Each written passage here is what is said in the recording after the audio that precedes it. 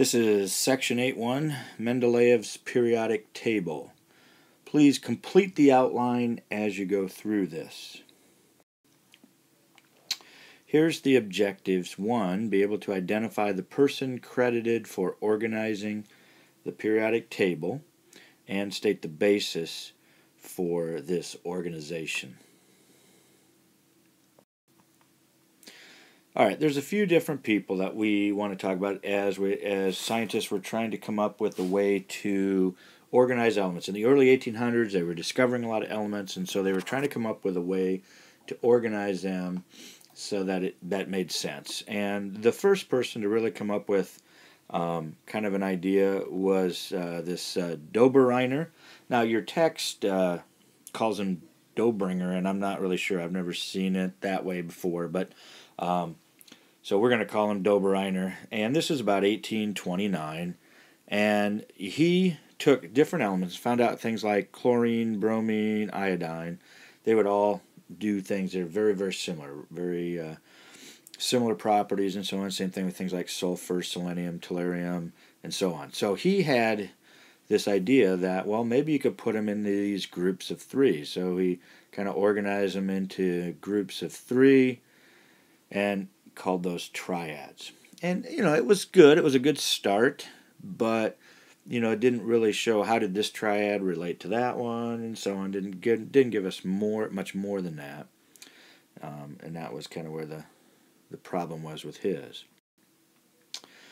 Later, in 1864, a guy named Newlands came up with an idea. He found out that if you took,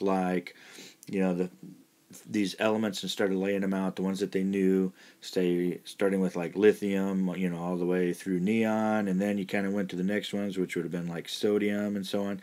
And if you match them up, you notice that the ones on top of each other, would be very similar. And he found that there were 8 elements going like that. So he did this in order of increasing mass, is how he decided how to order them.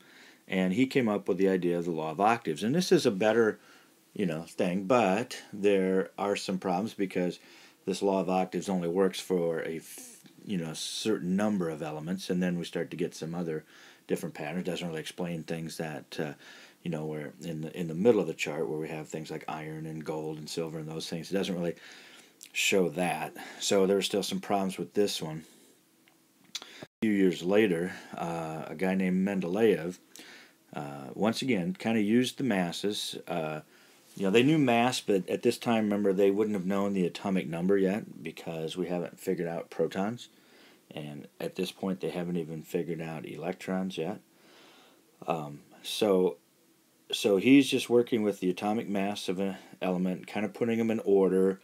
And he's worried more about the chemical properties. That's kind of his key thing, is these chemical properties. And uses that to put things in order more than the mass. The mass kind of gives him the general order, but he put in several things in different order than the masses were.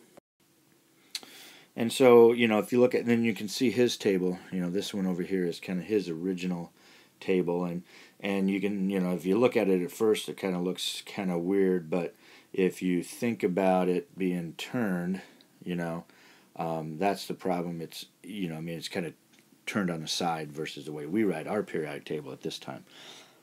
And what he did that was a little bit unique was he left some blanks. So you can see there's some question marks. There's question marks here and here and here.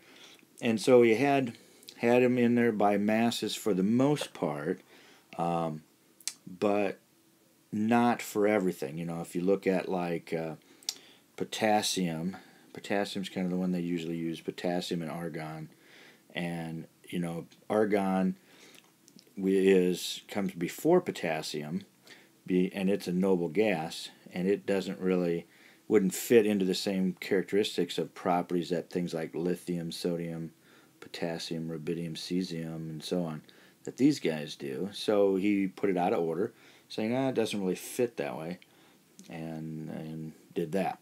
Also, like I say, he left some of these blank, and then actually predicted what they would be and some of their properties. And to be honest, he calls this one here, he calls it Eka silicon, okay, and actually predicts the properties of it.